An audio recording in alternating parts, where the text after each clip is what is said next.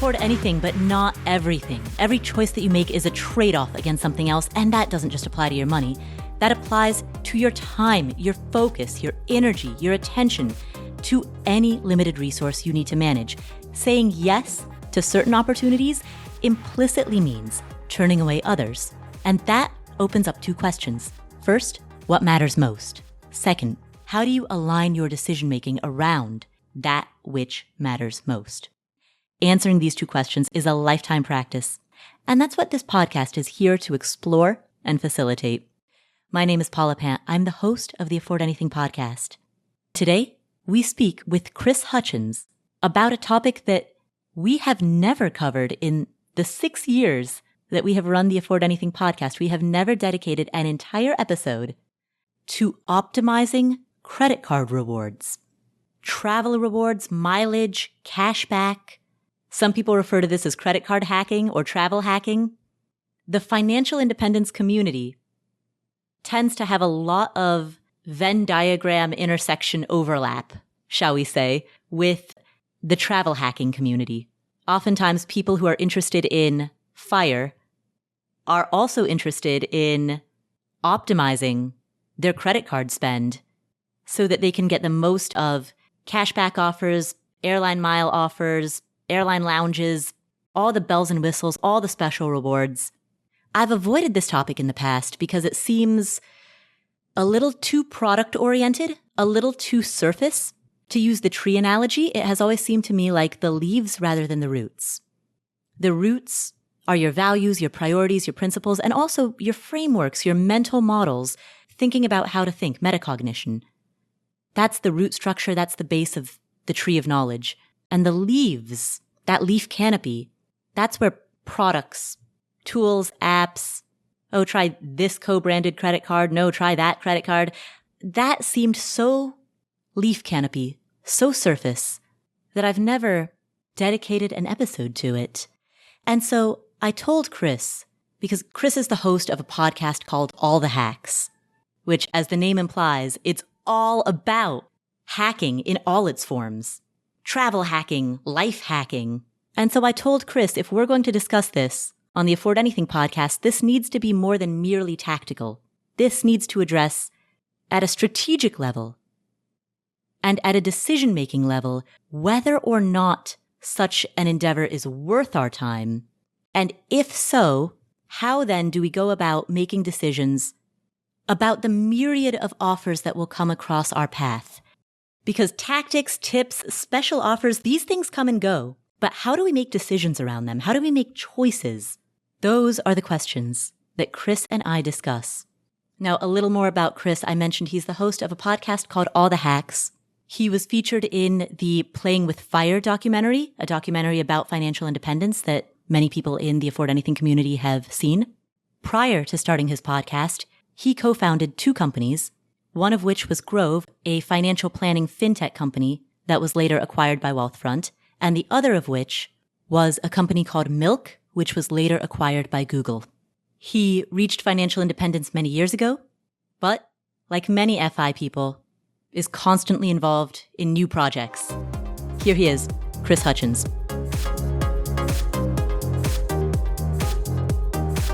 Hi, Chris. Hey, how you doing? I'm great. And thank you for spending this time with us. You are known for being the master of hacks, and specifically what I want to chat with you today is travel hacking. Before we get into the who, what, where, when, why of travel hacking, the first question that I want to lead with is, for the skeptics who are out there, is travel hacking a good use of time, or is it overcomplicating your life for the sake of what will ultimately amount to a comparable cash value of $5,000, $10,000? I think it really depends on the type of travel you want to do and the kind of joy you get from deals, right? Mm-hmm. If you're someone who only buys one or two domestic flights a year, you're not trying to optimize yourself for flying in business class, maybe just getting a 2% cashback card is like the easy path. Mm-hmm. But if you want to travel internationally, or if you're trying to get an experience in business class or at a 5-star hotel that you otherwise would never pay for, whether it's like at your core, you would never be able to stomach the $5,000 round trip ticket or something, and that thrill is exciting, then I think it can totally be worth it. And there are services you can pay to have people go through a lot of the arduous work of trying to find availability and book the flights. So when it comes to is it worth your time, usually the most painful part of spending your time on this is like, okay, well, is it available this day or this day on this airline or that airline? Like you would just pay someone about $200 to go and do all that searching for you. So if you're trying to book a round trip flight to Europe and it's $5,000 in business and you're going to get it for, let's call it $1,000 worth of points, then yeah, it's probably worth the $200 to pay someone to do it if you don't want to spend your time that way. But I noticed in your answer, you talk about you can pay somebody to essentially be a redemption consultant. So they can help you optimize the way in which you redeem those miles. But before that happens, earning those miles can also be labor intensive. I've certainly gone to conferences where there have been breakout sessions where travel hackers have talked about how they open a certain credit card and then they buy gift cards and they trade in those gift cards for money orders, which they then use to pay off the gift. And it's this incredibly complicated flow chart of a series of actions. Yeah, and then they've got their whole spreadsheet of, the next 12 cards that they're going to open with the certain minimum spend that they need to reach on each and precisely when they need to close those cards so that they don't hit that date where the annual fee kicks in. I mean, it feels for the people who are really into this like a second job. Yeah, but everyone has something like this in their life, right? If you've met someone who's like obsessed with fantasy football, they're not spending hours and hours and hours every week researching things and tweaking their lineup because they really want to win that, $200 prize at the end of the year. They're doing it because they enjoy it. So I think taking it to that extreme is not something you need to do to be able to fly and travel for free. But it's something that if you really love it, you might go that deep. But the simple version of just, I'm going to open up one credit card right now that aligns with how I spend money. You spend your money on travel and dining, get a card that focuses on that. You spend your money on groceries, maybe focus on a card there. You don't really spend anywhere specific, get a card that just earns 2 points per dollar on everything. That kind of simple path of I'm going to open up a card, I'm going to get the sign up bonus, and then I'm just going to spend. Depending on how much money you spend, maybe you end up racking up, a few 100,000 points every few years and taking a vacation for your family every couple of years. You want to get extreme and open up 5 cards a year, 10 cards a year, have the spreadsheets, go buy everything you want through gift cards that you bought at the grocery store through your grocery store card or at the office supply store with your office supply store card. You can do that. I don't think it's a all or nothing game where you have to go that far down the rabbit hole to start to get value. If you're spending money on a debit card, you're just giving money away because assuming you can responsibly pay off your credit card, you otherwise would just be getting at a minimum 2% cash back, if not points that could be worth more than that every time you buy something with a credit card. For the average person who's listening to this, what is that optimal 80-20? Is it just opening one card? Is it something a little bit more sophisticated than that? If you spend a lot of money in the types of categories that often credit cards give really big bonuses for, that's like travel and dining and that kind of stuff, the 80-20 is to probably get, like a Chase Sapphire Preferred or Reserve, which is, 2 or 3x on travel and dining, and pair it with like a Chase Freedom Unlimited, which is 1.5x on everything else, right? Like that's like 2 cards in one platform, like financial institution. You're not trying to keep track of lots of things. One of them has no annual fee. There's that version. And then if you're not someone who spends a lot of money in the categories that often have bigger bonuses, could just be get one card like the Capital One Venture or Venture X, where you get 2 points per dollar on everything and you're not really worried. Like, I think that's the easiest entry, is 1 or 2 cards that align with your spending or align with all spending and focus them on one program. Why focus them on one program? So the challenge is, let's say you were earning points in Amex and in Chase, and you're like, ooh, I found this great hotel I want to stay at. It's a Hyatt hotel.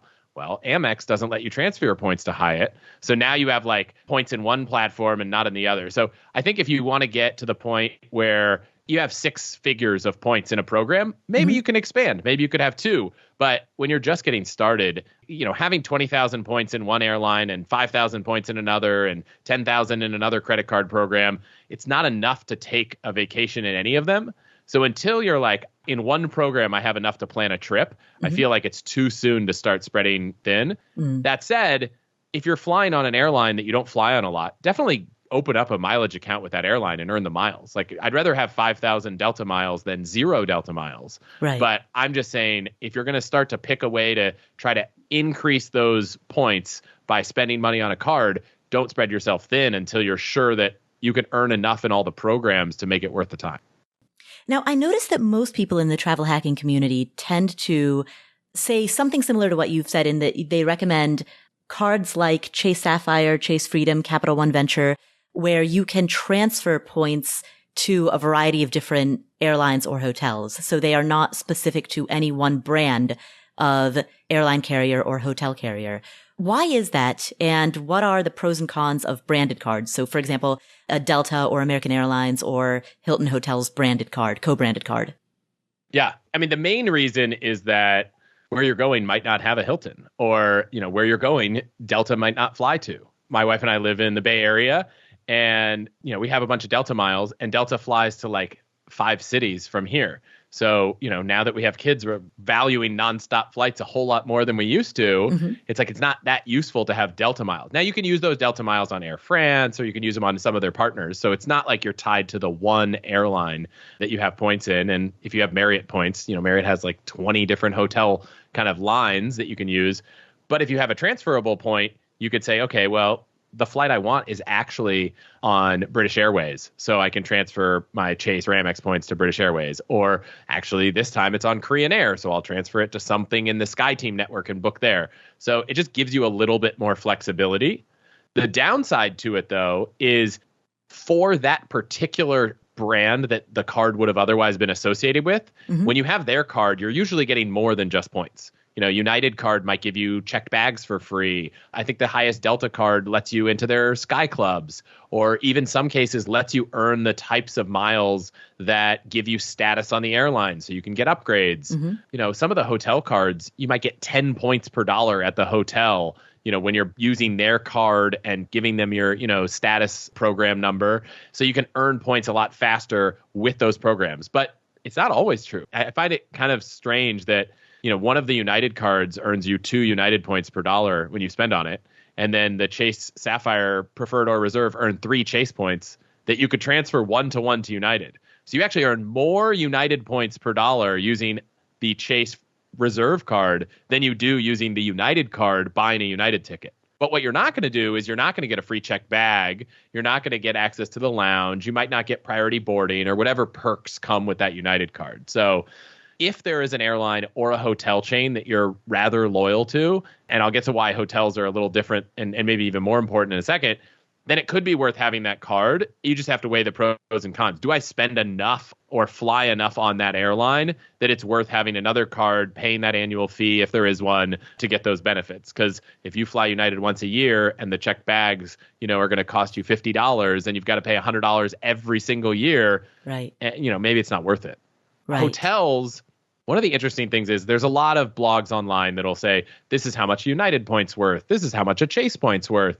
They do these valuations. The Points guy has kind of started doing this, at least other blogs I'm sure have, and they have all of them.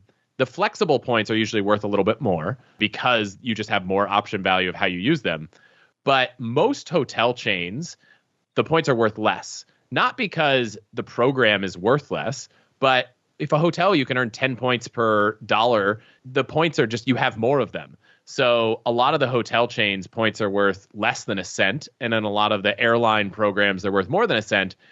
And a lot of the flexible currencies, Chase Ultimate Rewards, Amex points, you transfer generally 1-to-1.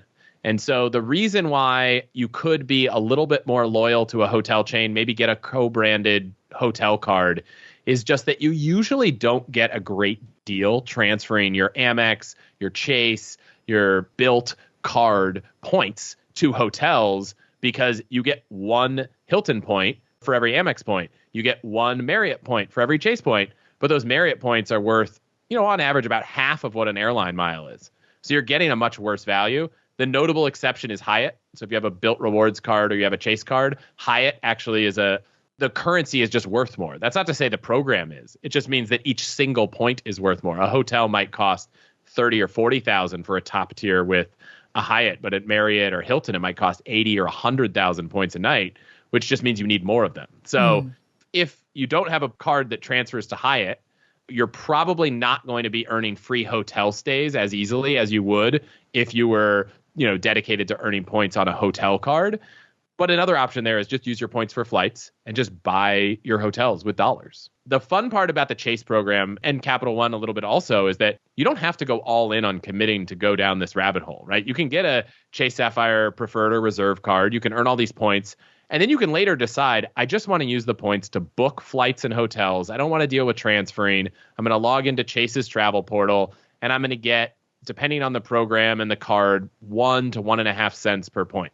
So if you've got a card that's earning 2 points per dollar and you can get 1 cent, then like your fallback is that you've got the value of a 2% cashback card. With the exception, you have to use the cashback to book travel. Mm-hmm. But if you're spending $100,000 over the course of this card and you're earning 2% back, you're earning $2,000. So you have to spend $2,000 on travel, which I imagine for most people that spend $100,000, like they probably are going to spend $2,000 on travel eventually. And so I think the fallback of it is you always have the value of these points as cash. You just have the opportunity, if you want to transfer them to airlines or hotels, to get even more value, but you don't have to. There are tools out there that make it easier to search for availability and get, inventory in hotels and flights. But if you don't want to do that, you can just go book any flight or any hotel and get 1 to 1.5 cents for those points. I think you usually, even doing that, come out ahead over using a cashback card. Is a little bit more work? Yes. But you have the option value of, I decided I want to transfer my points and get a lot more outsized value. It's there. If not, you don't need to do it. Right. So thinking through the math of what you just said. So if it's a card where you get 2 points per dollar that you spend, and you then redeem that at a value of 1.5 cents per point, then essentially you're getting the equivalent of about 3 cents for every dollar you spend, or 3%. Exactly. Which would then put it ahead of most cashback cards, because I've never seen a cashback card that pays more than 2% back.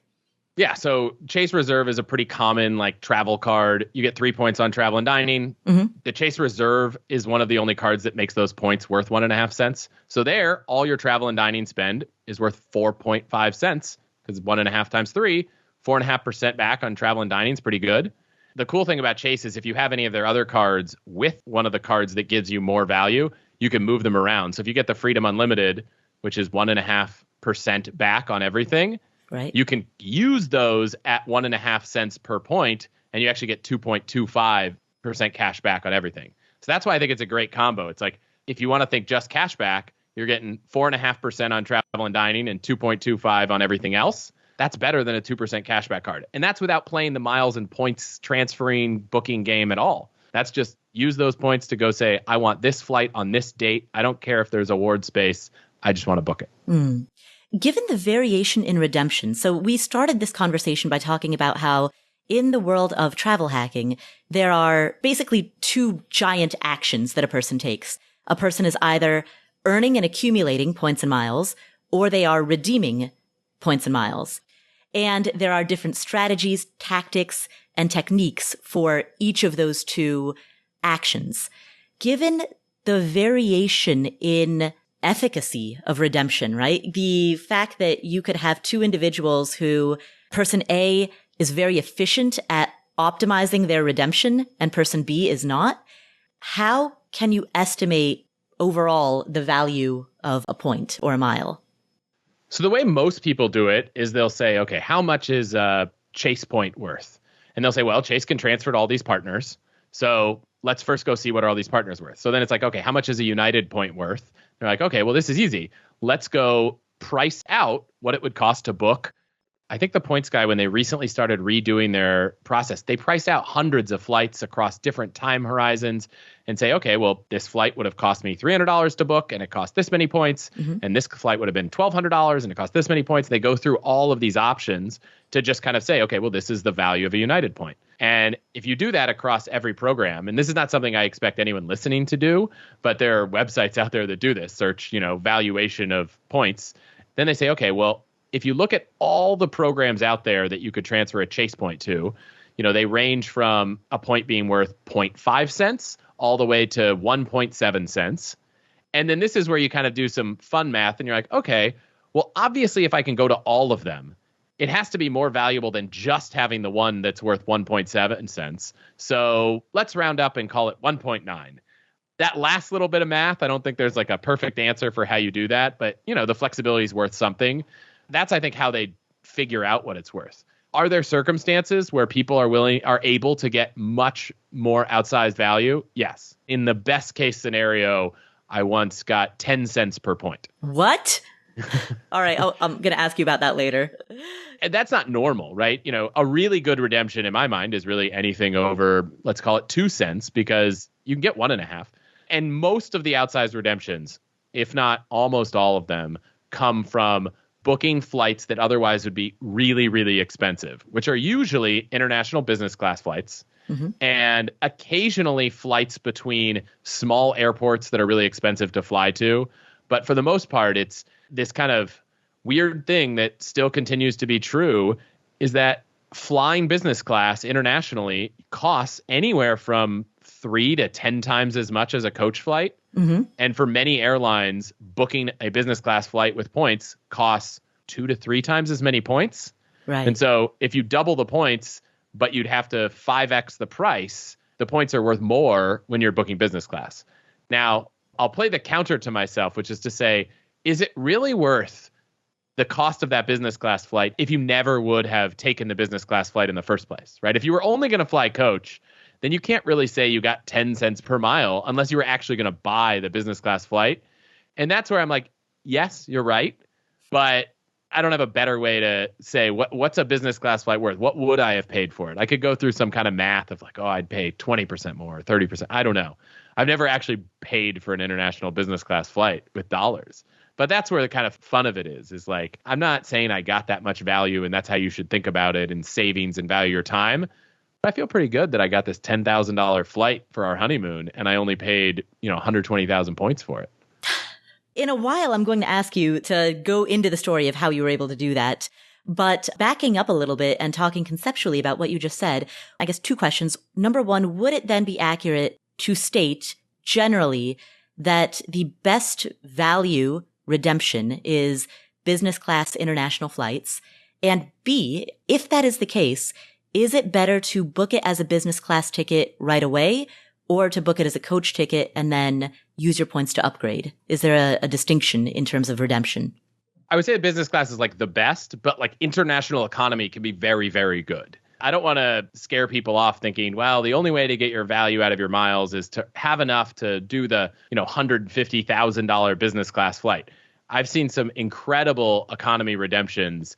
I think if you transfer your points to Turkish Airlines and you want to fly from anywhere in the US to Hawaii, I think it's like 7,500 points, like less than 10,000, which can be a really expensive economy flight and can be a really good deal. But I think, the nature of business class flights being astronomically expensive, like $10,000, can sometimes make the miles such a better redemption value. But if you want to fly economy halfway around the world, you can get some really good deals. On the upgrade front, most of the programs these days, I'm sure someone listening will know more about this than me and point out the edge case. But in many cases, to use your miles to upgrade, you often have to book like a full fare economy ticket or it's not just like the cheapest tickets out there. And so I can't think of a single time in the last 5 years, and I've looked, that buying the coach ticket and upgrading with miles was a better deal. Many airlines don't even kind of display the inventory for upgrades available online. A lot of them don't clear till you're at the gate. So do I think maybe there's a chance that if you're willing to risk that it won't clear and you'll just like at the gate find out if you got upgraded, could it maybe have been a better deal? Yes. But if you want to confirm it in advance, I don't know of a lot of circumstances. And in fact, I can't think of one I've ever found in the last 5 or 6 years where booking the economy ticket and upgrading it with points was a better deal than booking it with points in business. What about booking the economy ticket with points and then upgrading it with cash? Could that be the cheaper way to get that if you were to use that hybrid? I'm not even aware of any airline that would let you do that. I don't know of an airline that lets you upgrade your award tickets. So I don't think that would be an option. I'm sure there are a few that maybe like, as you're nearing the flight, you could say, hey, can I upgrade this?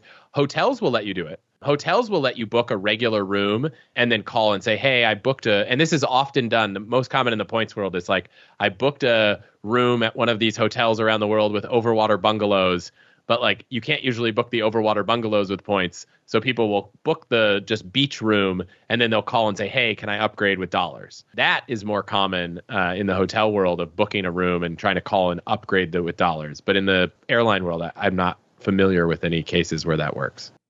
So then tell us about when you got 10 cents per mile or per point. How did that happen? Yeah, I mean, this was our honeymoon. And so it was one of those times where you have like a year to plan and you're going on something, exotic. And really, your dates are kind of flexible. Some people want to go on their honeymoon the day after they get married. But we were like, okay, we have 18 months to plan. We decided we wanted to go to the Seychelles, which we'd never even heard of. But I think Prince William had just gotten married and gone there on their honeymoon. And so when you Googled, when we were searching like honeymoon destinations, everyone was like, this is just dreamy. It's amazing. We were like, well, if you're going to fly halfway around the world, a honeymoon seems to be a good excuse. And so we knew in advance that we were going to do this flight. We knew that the best way to book it at the time was using Delta miles on Air France. And so we just were searching. We had alerts set up with a subscription site that I pay for that's like, when does everything open up? And we were just set alerts for all these dates. And as soon as it opened up, we booked it. And I want to say, I could probably go back and look at notes, but I want to say it was 120,000 points per person. So we spent about 240,000 points. And we ended up booking flights that were, I think, somewhere around $11,000. So it might have technically been, a little bit less than that. So it was $22,000 for 240,000 points. It might have been, 9.5 cents per point, but it was definitely a lot. And if you figure, I'm not saying this is repeatable or easy, and I don't think it's ever happened to me again, but I do get a lot of fun satisfaction thinking, wow, if I have a card that gives me 3 points per dollar and I can get 9 cents, that's like getting 27% back on a card. I mean, that 27% off is amazing. Right. But I would call that your like once in a lifetime redemption. And maybe for a lot of people's honeymoon, they will spend the $22,000. We did not have the money to spend $22,000 on our flight. So if we didn't have points, we would have been flying coach somewhere and probably not to the Seychelles. But that was it. And to just add like one more exciting bit to that story, we had seen a friend of ours' wedding video. And when we were planning our wedding, our budget was nowhere near what many people's budgets were. But I had no idea how much it cost to hire a videographer. And so I had seen this video that a friend of mine who I knew had a lot of money had done. And, some things, flowers, it doesn't matter how much money you have. Like the flowers, you buy more flowers, but people don't mark up flowers for rich people. Maybe they do somewhere. But so we called this videographer that made his video. And we were like, your video is amazing. We would love to talk about doing our wedding. And we talked to them and we get so excited. And then they sent us this proposal and it was something like $12,000 to do our wedding. And I was like, so we can't afford that. Right. So this is not an option. And she was like, oh, I'm so sorry. And, we'd built a relationship with this woman because we'd met her and she, we were talking about things. And I don't know, we were just talking. This is back almost 10 years ago. We were talking on G Talk or whatever Google chat was at one point in time. We were just casually talking. She's like, how's the planning going? I was like, we just booked our honeymoon to the Seychelles. She was like, oh my gosh, my husband and I have dreamed of going to the Seychelles. I was like, really? She was like, we would do anything to go on that trip. It would be amazing. And I just said, well, we booked ours with points. What if we booked yours with points? I was like, could we trade? What if we sent you to the Seychelles, not on our honeymoon? You're not coming with us. But what if we booked flights for you guys? And she was like, I would probably just do the wedding for free. And so we ended up, there was this promotion at the time, which is why I proposed it, where Delta was like, if you transfer points to a friend, which you have to pay for, which is not cheap, but they would double them. Whoa. And so we had just transferred all these points to my account to book this honeymoon. We had like found the tickets, but we hadn't booked it yet. I was like, this is what we're doing. And I ended up saying, okay, I looked at it. It was like $2,000 to transfer all the points to my wife. So I was about to book our honeymoon and I just transferred them to my wife, paid $2,000. And then we booked our honeymoon like the next day out of her account instead of mine. But we had 240 extra thousand points sitting around because Delta had a promo where they doubled them. And so then we said, great, let us know when you want to go. And so instead of $12,000, we got our wedding videographer for about $2,000 in point transfer fees. So that was like, I didn't factor that into the 10 cents. But if you throw that in there, I feel like it was a really good deal. You mentioned the foundation of all of this was that you knew that the best way to fly to the Seychelles and to redeem your points for it was by booking Delta through Air France. How did you know that? So this is like a good thing and a bad thing for the points world in the last decade since that happened. So the bad thing is airlines used to make it really easy. On their website, they would say, here is our chart. You want to fly from the United States to Africa or to the Middle East or anywhere in coach. It costs this many miles. Really simple. Some airlines still have these. I think American Airlines had a chart like that or something, or maybe it was United, and they had two different classes. It was like the Saver class and then the Standard class. So United always had this Saver and Standard. It was so easy. You knew exactly what you were going to look for. You knew what it was going to cost. In the last 10 years, a lot, if not almost all, not all, airlines have kind of changed, and now they're kind of dynamically priced, and there's no chart. If you search for United award chart, I don't think you can find one anymore. Some airlines have them. Air Canada still has one, but a lot of them are gone. So the downside is it used to be really easy. You'd say, okay, if I want to go from here to there, the limitation is two things. What airline flies there? So it's like, okay, there's 5 airlines that fly here. Then you could go look at all the websites of the airlines that fly there and their partners and say who has the cheapest. So that's the downside, is that those don't exist. The upside is there's now 20 or 30 or 40 or probably thousands of blogs about this. If you go online right now and say best miles redemption to go to the Maldives, I bet there are 7 blog posts at least where someone who is as much of a nerd or more than I am has gone in and outlined here with Chase points or Amex points is the best way to get to the Maldives. So we've lost a little bit of the ability for you to just directly do the research yourself because these charts are not there anymore. Mm-hmm. But what we've gained is a community of people that are passionate about sharing information and write blog posts and videos walking you through how to do it and what exactly you need to do. And tools like there's a site called point.me. If you go to point.me, it's like an award searching engine. It's not free, but you can go and say, I'm going from New York to Rome and on these dates, and they'll say, okay, well, here's this flight. It's this many miles, but it's this many if you book it by transferring Amex to Delta, and it's this many if you book directly with Delta points. It's this many if you transfer it to Air France first. And so we've gotten better tools and we've gotten better content, but we've lost the simplicity of here's a chart of exactly how much every flight from region A to region B costs. Basically, they made the process less transparent, and as a result, a crop of entrepreneurs sprung up to plug that inefficiency. Yeah, and that entrepreneurship has taken the shape of companies that build software and just websites that write information and content creation. And I think sometimes we forget that content creation can be entrepreneurship. What we're doing right here, we both have podcasts, and in many ways, that's a similar type of entrepreneurship. It's just different. Right, exactly. I often think that there's a thin line between content and software, thinner than one might think. I don't think I've thought about that, but I spent the last, 10 years of my life building software, and I think the way I approach creating a podcast, writing a newsletter is like a business, right? Like I'm looking for sponsors just like companies are looking for customers. I'm looking to make good content just like businesses are looking to improve their software, improve their services. So, you could look at it as I'm just, writing and talking, but I'm doing it for an audience that I want to come back. Like I want to deliver the best content I can. So a lot of the same skills I use starting companies in the past are skills I'm using running a podcast and a newsletter, which are companies, right? It's an LLC. It is a business. Right, exactly.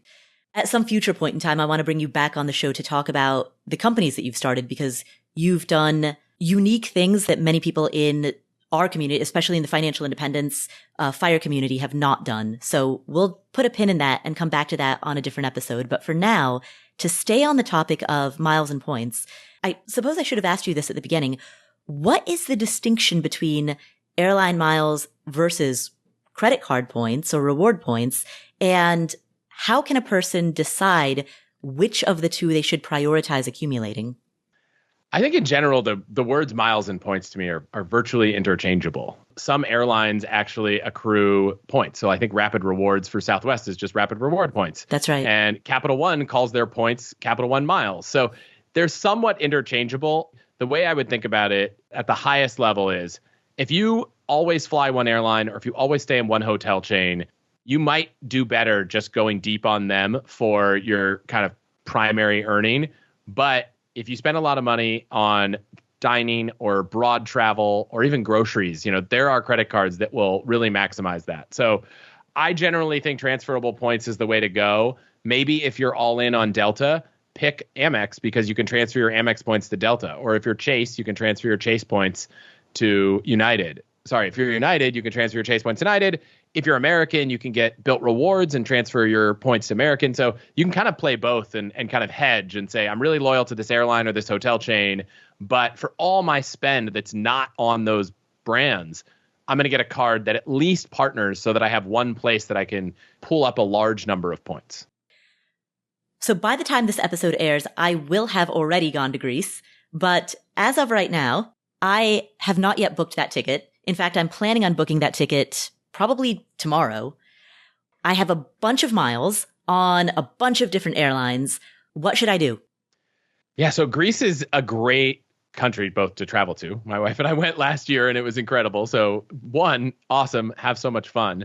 Two, it's a great case study because there's something that Scott Keyes, who started this company, Scott's Cheap Flights, who runs a newsletter, and he recently wrote a book. He points out this thing that he coined the Greek island trick. So I'll get into all of this. At the highest level, I think something to think about, and this is true whether you're spending money on flights or whether you're using miles.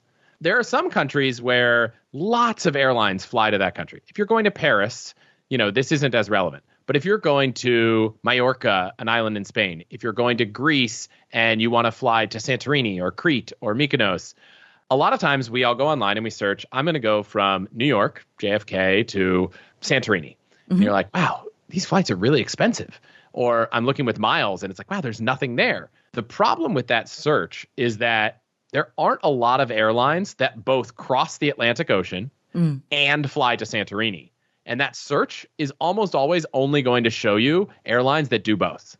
And so the biggest hack here, which works for paid flights and miles flights, is to do what's called a positioning flight, which is like, I'm going to position myself somewhere where I'm really easily can get to where I want to go. So let's take Santorini as an example. Let's say you were going to Santorini in Greece. I would say, first thing, go to Google Flights and search from Santorini, leave the 2 empty, and it doesn't matter what date you put, and search, maybe a Saturday, because there's most of the flight options that exist are going to be on a Saturday, and then switch the filter to nonstop. And you'll see here are all the places that if I can get to, I can quickly get to Santorini. I know you can get there from Athens, but you can likely get there from a handful of other cities in Europe. I'm sure there's a Santorini flight from like Barcelona or Rome or maybe Paris and that kind of stuff. And now you're like, okay, well, I don't actually need to get to Santorini with my ticket from JFK. And a lot of those airlines, by the way, that are going to fly to Santorini might be small airlines. Like Olympic Airlines is an airline in Greece that might fly there. EasyJet, Ryanair, some of these kind of discounted European airlines, they don't fly across the Atlantic Ocean. So they're never going to show up from JFK. So I would say once you've realized, assuming you don't want to change planes more than once, you realize I want to get to Santorini, I would search New York. And then you can actually on Google Flights put a bunch of destinations. You could say New York to Barcelona or Athens or Milan or Rome or Paris. And I think you could put 7 or 8 in there. And you can, from New York, you can put Newark and JFK. If this is a really big, expensive trip, let's say you've got a family of 5 people and you're flying to Europe and you know it's going to be expensive, I would maybe put Philly. Like a friend of mine was actually doing this. She was in Baltimore and she was looking Baltimore and DC. And then Philly actually saved on a family of 4, saved $350 per ticket. So she saved $1,400 by driving an extra 40 minutes to get to the airport. Totally worth it for her. And then you just find, okay, now I've found flights to Barcelona and I could just buy the ticket from Barcelona to Santorini or whatever other city you want to fly to Santorini from. And it could be, in this case, Turkey. You could fly to Istanbul. Scott called it the Greek island trick because the Greek islands are one of the most notorious places where the airlines that fly to most of the islands are not the airlines that cross the ocean.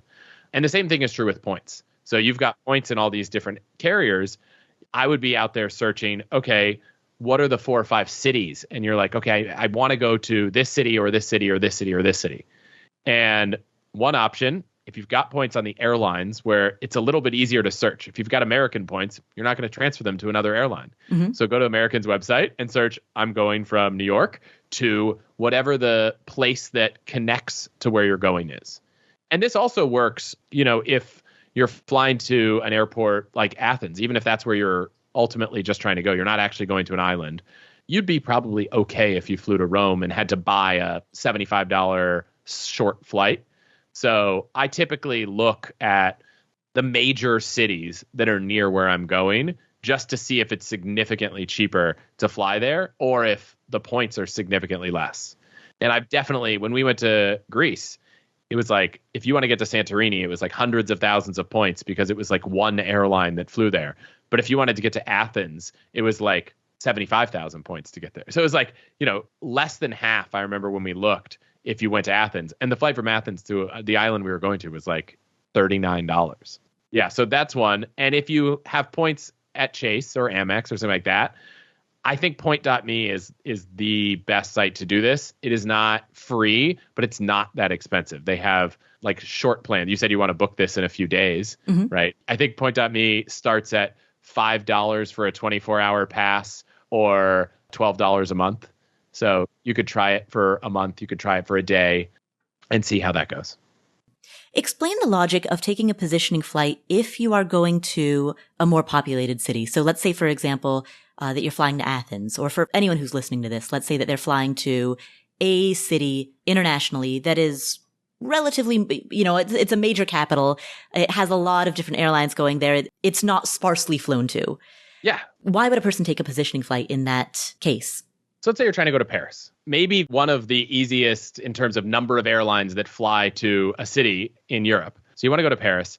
For reasons that are far beyond me, it is very possible that an airline like KLM, which is based in Amsterdam, might have really cheap award availability from New York to Amsterdam and no free tickets from Amsterdam to Paris.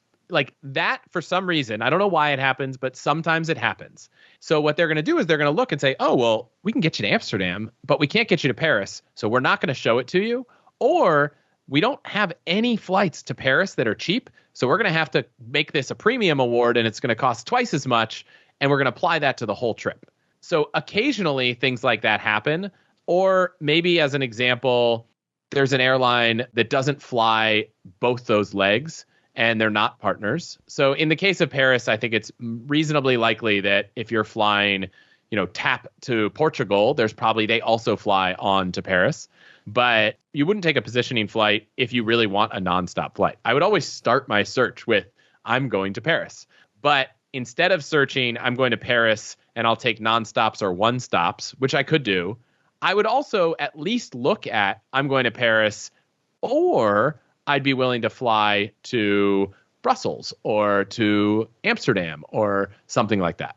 It's not always going to save you money. There can be, if you're checking bags and you don't have a long enough layover, they're not going to necessarily transfer your bags for you. So you're going to have to get them and you're going to have to recheck them. So I wouldn't say it's like a perfect solution for a heavily populated city, but there are cases where, especially with points, somehow it's cheaper to fly to, I think another great example, we're going to Tokyo. This is actually a perfect example. I was looking at flights to Tokyo in October this year. And for some reason, there is availability to get to Osaka, but I couldn't find cheap availability to get to Tokyo. Even though the airlines that fly from San Francisco to Osaka, or in this case, maybe LA to Osaka, would also fly to Tokyo, it was only cheap to get to Osaka. That was it. And so we knew we were thinking of going to Osaka at some point during the trip. We're like, maybe we'll just start there because, we wanted to get there at some point. But in my mind, originally, I was only looking at flying to Tokyo. And so I love this site, flightconnections.com. When you go to Flight Connections, you can put in any city and it just shows you all the places that you can fly to from that city. The other place I do this is Wikipedia. If you go to the Wikipedia page for any airport, they usually list all the airlines and all the destinations.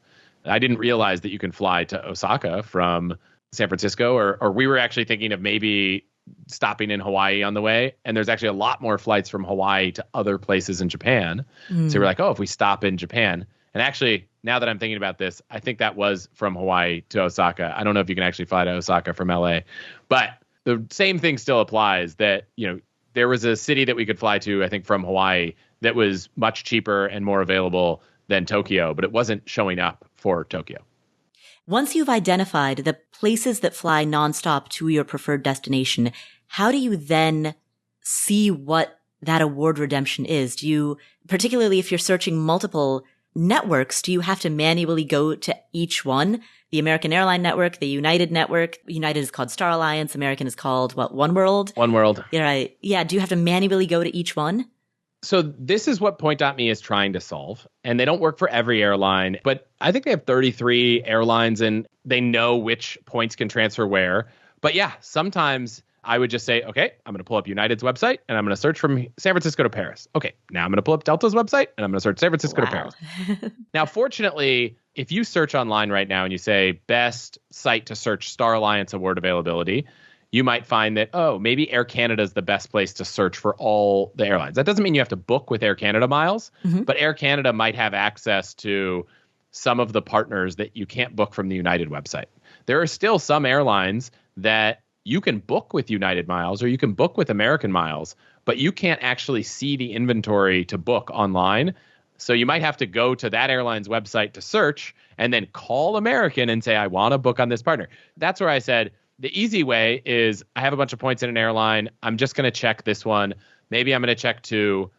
Then the next step is, okay, I'm willing to pay $5 or $12 a month to go search on an aggregator site. And then the next step is I'm just going to offload this whole project. Point.me also has a concierge, right? It's $200 a passenger. And they charge a $25 deposit to search. And there are a lot of award booking services that aren't Point.me.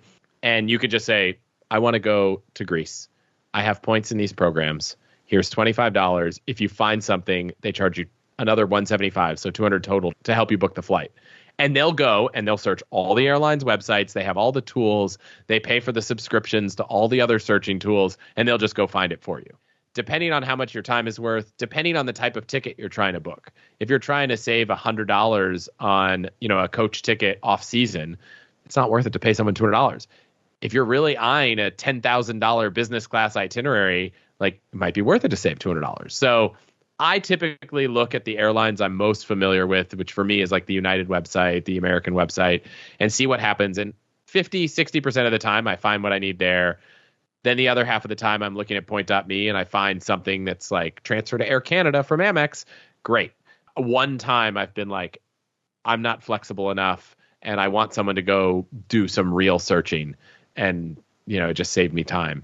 The other thing I'll say, which we haven't talked about, is all of the availability for many airlines becomes much easier last minute. Many people, especially myself now that we have children, are maybe not as comfortable with this tactic. But if you're listening to this and you're comfortable with it, my wife and I sometimes would say, we're taking this week off to go on vacation, but we don't know where we're going. And a week before, or in some cases 4 or 5 days before, we would just start searching and things open up like crazy in terms of the number of points you need to go somewhere. So if you're flexible and you book within a week or two, you can sometimes get really, really great deals with points. And depending on the airline, one of the positive things, maybe one of the only few positive things to come out of the pandemic, is a lot of airlines getting rid of their cancellation fees. So if you book a flight, and this is very true for rental cars, by the way, I'll come back to that. But if you book a flight and it costs 100,000 points for 2 people to go to Europe, which is actually pretty good. So maybe you're not going to get better than that. But if you book a flight and a week before you search and it now costs half as many miles, you can always just book that and then cancel the original one. So I would say, take a look a week before if something opens up. There have been times where we booked something where it was a low number of miles, but we had to change planes 1 or 2 times. And then at the airport, I remember one time we went to the airport 3 or 4 hours early. And at the airport, I just looked and there was a nonstop flight that had availability. And so called up United, switched the flight. We hadn't checked in yet. That's an important part. Canceled the first ticket, went on the new ticket, and then we just went to a different gate to take a different flight, and we went direct. So if you don't find anything great for your flight to Greece and you end up booking with dollars, you could always look the day before, a couple days before, and if your ticket's refundable or you can get credit for it that you think you'd actually use, might be worth looking. Right. But with cancellation policies, will they refund points or miles that have been redeemed? So depending on the airline, some airlines charge $100 award redeposit fee, and some airlines don't. So some airlines, you could book a flight with miles and cancel it anytime. Some maybe it might have to be more than 14 days. It depends on the rules. Every airline is different. But there are airlines where you can cancel and get, almost all of them, you can get your miles back. It's just a matter of whether they have a fee to do that cancellation that you'd have to pay to get your miles back. And after the pandemic, at least a handful of them waived those fees. And what I mentioned on rental cars is also true. Rental cars usually, nowadays you get this option where it's like, I'm going to rent a car, and it's like, do you want to prepay or not? And if it's a huge savings and you know you're going on the trip, maybe you prepay. But if not, there is zero cost to cancel. So I always book a rental car, and then, for 6 months out, every couple months when I'm thinking about it, maybe I set a calendar reminder, I'll look, prices go down, rebook the new one, cancel the old one. They're one of the last holdouts in this like requirement to prepay and have all these fees. So take advantage of the fact that you can cancel a rental car anytime you want. And if there's something cheaper, rebook it. In the conversation that we've been having, as we've talked about redemption, we are assuming that a person has adequate miles that they can redeem. What advice do you have for anyone who's listening to this who wants to boost their points balance or their miles balance? What are some of the best ways to do that? So shifting the conversation away from redemption and onto earning and accumulation.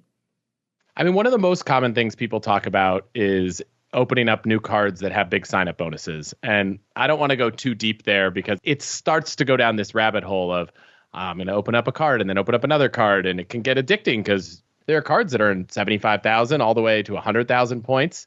So that can be a big boost. But for people who aren't interested in opening up cards nonstop, because I think that can be a taxing toll on life and it has a little impact on your credit score, but maybe not as bad as most think. One that's kind of an easy one is if people are familiar with sites like Rakuten, where you can go online, find a retailer, and get some cash back. Most airlines and points programs like Chase Ultimate Rewards, they have a portal where you can go and shop online and earn points. So we're doing a home renovation. We had to buy a lot of stuff at Lowe's. So I just went to the Chase website. I went to the Chase shopping portal, clicked the link to Lowe's, went and bought all the stuff on the Lowe's website and got an extra point per dollar beyond all the points I would get on the credit card that I used to spend. I actually went a little bit one step further. This is an example of what happens when you do go down that rabbit hole. I wanted to buy, I was actually buying a Japanese toilet from, built-in bidet toilet from Lowe's. First off, I found this site called saveletterNdeals.com where they sell Lowe's, Home Depot, and Crate and Barrel coupons online. So like the ones you get when you're moving and changing your address, or sometimes the Home Depot ones you get from like taking Home Depot webinars. So for $3, I bought a Lowe's 10% off coupon, which was well worth the $3. And then I clicked through the Lowe's website from the Chase site so I could get my Chase points. And then I was like, okay, well, the remainder balance, I went to Amazon and I bought Lowe's electronic gift cards from Amazon and I paid for them. Normally, I would just pay for them. I have an Amazon Visa that gets 5% off on Amazon. But this quarter, Q2 2022, the Chase Freedom card, which is a no annual fee card, was doing 5 points per dollar on Amazon. So I bought my Lowe's gift cards on Amazon. They show up 2 or 3 minutes later, went to the Lowe's site, checked out. And instead of paying, whatever I was going to pay, I got a 10% discount. I earned 5 points per dollar plus a 6 point per dollar in the Chase portal. So, depending on how you value those points, that maybe is like another 10% off. So it's like 20% off this thing that I was going to buy.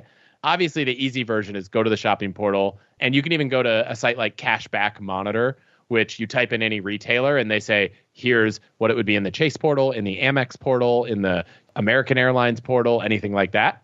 And they compare that to the cashback rates and everything. So it's a comparative tool. It's a comparative tool that helps you find the best place to get cash back when shopping online. I like that. I like searching around to see if you can find promo codes, but I find that game is harder and harder. Mm-hmm. So sometimes I just I did like a Craigslist search for Home Depot coupons and, found it. So you could sometimes buy these coupons online. I'm sure the retailers don't like that, but I'm not the retailer. And then sometimes this is a fun hack. If I'm on a website trying to check out and there's live chat in the bottom, sometimes I just reach out to the live chat and I say, hey, I'm about to buy this thing. I'm really excited. It's a little bit over my budget right now. Are there any deals right now? Are there any coupons? Like 50% of the time, someone's like, here's a coupon for an extra 10% off. Or one time someone said, no, but if you can find a friend that can refer you, referrals get an extra $50 off a purchase or something. And then I just went to Twitter and I searched like referral retailer name. And then I just found someone who had inevitably posted on Twitter their referral link. And then I just clicked through it and got $50 off there. So, Wow. I feel like you can go down the rabbit hole on a lot of this stuff. I try to, when I write my newsletter, I'm like, here are the like most relevant examples. I'm not going to give you every crazy deal. And on the podcast, I try not to go too deep on everything, but I don't know. I think everyone feels you get more than $20 of joy by saving $20 that you otherwise wouldn't have gotten. Right. Like I think there's something there that's like this magical thing, which is probably why I started, talking about this more, is like, it just feels really good when you get a price that's low. You got something better than you were originally going to pay. Like that satisfaction to me, I'm not paying for it. I'm actually getting it for free. I'm spending my time, but I really enjoy it. It makes me happy. Right. The little dopamine rush of the win. Yes. I love it. Yeah, absolutely. There are now cards that have just started to hit the market that give crypto rewards. What are your thoughts on those? At the end of the day, I think the challenge with that kind of product is that, depending on how you're thinking about crypto, but if it's an investment, it's like I like to think about investing separate from spending, right? Like just because I need to do a home renovation now doesn't mean now's the time I want to invest. So that's one thought there. And the other is just comparing the rates, right? Like, am I going to earn 3% back in crypto, or am I going to earn 1% back? And I'd rather earn 2%. If a card were going to give me 1% back in crypto rewards and I wanted crypto, I'd rather just get a 2% cashback card and just buy the crypto. Right. So to me, it's just another way to channel your rewards. And I know the argument, right? If you had been using a card for the last 10 years buying Bitcoin, maybe for the 10 years prior to this year, Bitcoin would have been worth way more than any of the other points or miles you had if you'd been buying it for the last 10 years. And that's definitely true. But the same is true if you had been using a cashback card and using that cashback to buy crypto. It's not about which card you use. It's about whether you're deciding to buy crypto. And so, I'm sure we could do a whole nother podcast about how to think about allocating an investment portfolio, but we're not going to go deep there. So I think that's really more of a question of, I love automating investment behavior. I spent a lot of time in my day job at Wealthfront, like building software to automate people's financial lives to help them build wealth. And so I'm a big fan of automation. If the only thing that's going to get you to invest is to use a credit card that automatically invests your rewards, I'd rather you do that, because I think investing is a really powerful thing to do. But if you want to earn rewards and fly around the world and travel for free and just invest your money that you're not spending on travel because you're now traveling for free, that's great also. So let's wrap up. We've talked a lot about tips for people who want to earn points and miles and or who have points and miles that they want to redeem. What advice do you have for anyone who neither has nor wants to have points or miles, but they still want to get deals, particularly when traveling? So if those people are still listening, thank you for listening through all of the talk about miles and points. I'll give a few. My favorite travel hack has nothing to do with points and miles. And it's probably like the single biggest thing I get emails about, because so many of the listeners of my show have gotten great success. And it's super simple. You're going to stay at a hotel. You book the hotel directly with the hotel on the hotel's website. And after you book it, you email the hotel. If you don't have the hotel's email address, call the front desk, ask for an email address. You say, hey, I'm coming to your hotel. I'm really excited to be staying with you. If you're celebrating anything, let them know. You can tell them why you're coming. Just, you're trying to build a relationship. As much as we think hotels are just transactional, they're really in the hospitality business. And all the other channels you book through, they often don't even get your name until days before the booking. So book direct, ask that, and then maybe follow up a week before, a couple days before, say, hey, just want to follow up. I'm really excited to see you guys this week. See you then. That's all I would do. I think I've probably gotten at least 100 emails from listeners who've been upgraded, gotten a bottle of champagne, or the most unique one was had their initials monogrammed on their pillows for their bed, which I thought I would much rather have a bottle of champagne for free than have my initials monogrammed on a pillow. But so that's one that works for anyone. You're booking a hotel, always book direct and email the hotel. The flip to that is if you are splurging and you're booking a super expensive high-end hotel, let's call it in the 5-star category, probably hundreds of dollars a night, or maybe even over $1,000. Most hotels offer really great perks to people who book through a travel channel that is a travel agency, or in some cases, like a program like Amex's Fine Hotels and Resorts. Booking through one of those channels usually gets you a property credit, free breakfast, upgrade, early check-in, maybe late checkout, free Wi-Fi, all those things. And hotels really value people who book through travel advisors, and they know that travel advisors help build the relationship with the hotel, and so they offer those perks. So that's one. You can do it through those programs. I'll do a shameless plug that we partnered with a travel agency to be able to give all the Hacks listeners that whole thing. So if you just go to allthehacks.com/upgrade, you can read about it. So those are two. On flights, I don't think there's a better tool to save money on flights than Google Flights. Almost every flight search begins there because there are very few places online where you can say, I want to go from San Francisco. And then you can say things like, on a flight that's less than 10 hours and has less than one stop for a week in July, and move the map and just see where in Europe you could go, see where in Asia you could go. You know, you can put multiple from airports, from San Francisco or Oakland or San Jose, from Newark and LaGuardia and JFK. I think clicking through dates, looking at their calendar is one of the best ways to find cheap international, domestic, anything flights. You can even set alerts. So that's one of the best products that has kind of come to the market in the last 10 years to save money on flights. Those are a few of my favorites. The last I'd say is if you're a member of Costco. You know, Costco for rental cars has travel discounts for a lot of rental car companies. So do a lot of credit card companies. I actually just wrote this newsletter all about credit card benefits that people don't really realize they have. And there are a lot of credit cards that have rental car discounts, that offer car rental insurance so you can decline the rental coverage, that offer tons of travel insurance. This is not on this topic of travel, but I've probably cracked a phone screen 4 times in my life, and 2 or 3 of them were paid for by the free insurance I got by paying for that phone on a credit card. Most credit cards have purchase protection that if you break something within the first 3 or 4 months, they'll replace it, whether it's damaged, stolen, broken, or anything. I don't know. Those are a few of my kind of fun savings hacks, but you guys all hopefully at this point know where to go if you want more of them. Awesome. Well, thank you so much for spending this time with us. Where can people find you if they'd like to hear more about you and your hacks? Yeah, so I have a show called All the Hacks. You're listening to a podcast right now, so hopefully you could just go find that wherever you're listening to podcasts. We publish weekly. Go to allthehacks.com. We write all the show notes. There's a link to the newsletter. There's a link to cards I recommend, all kinds of stuff on allthehacks.com as well. And then you could just find me social media anywhere, DM me, email me. I love to hear from people. I love answering questions. Email is just chris@allthehacks.com. Awesome. Thank you so much, Chris. Thanks for having me. Thank you, Chris. What are 3 key takeaways that we got from this conversation? Number 1, don't overthink it.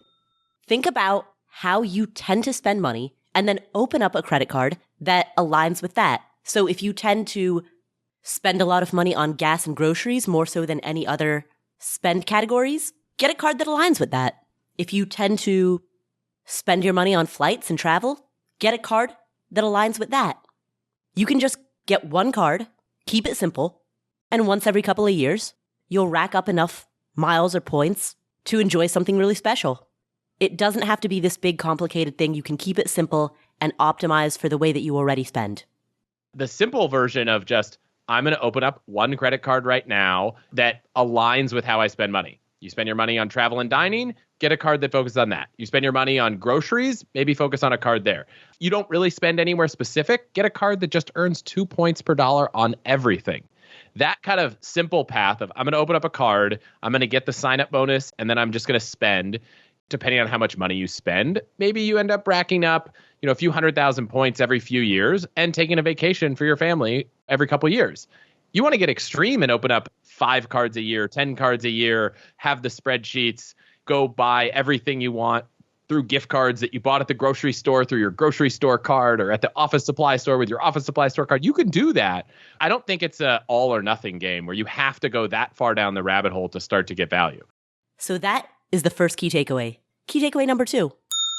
There are 2 elements to using reward points. One is accumulation, and we hear a lot about that. The other is redemption, and we don't hear as much about that. Now, the bad news is some of the resources that used to be there for figuring out the best flights to book for optimal redemption, some of those resources don't exist anymore. That's the bad news. The good news is that a lot of bloggers, podcasters, a lot of individuals have stepped in to fill in the gaps.